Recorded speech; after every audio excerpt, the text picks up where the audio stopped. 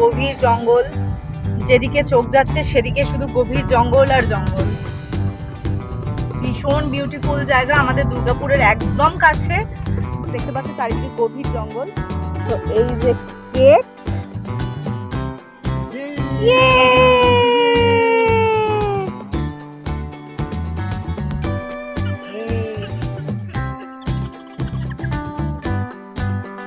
তো আজকে আমাদের হ্যাপি অ্যানিভার্সারি। তোমাকে হ্যাপি অ্যানিভার্সারি।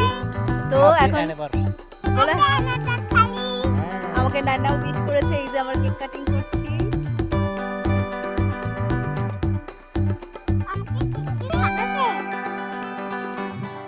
তো জঙ্গলের মধ্যখানে, এটা আমারই ইচ্ছা ছিল এখানে অ্যানিভার্সারি সেলিব্রেট করার। তো চলো প্রমিত চ্যাটার্জিকে একটু কেক খাইয়ে দেওয়া যাক।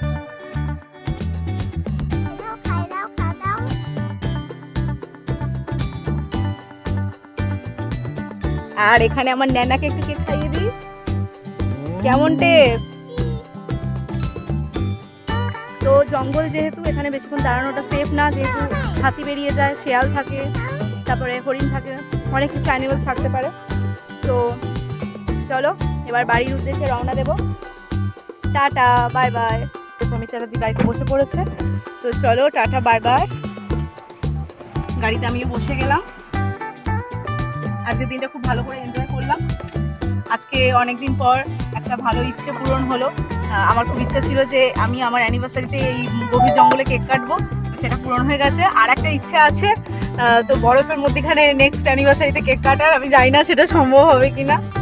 তো টাটা।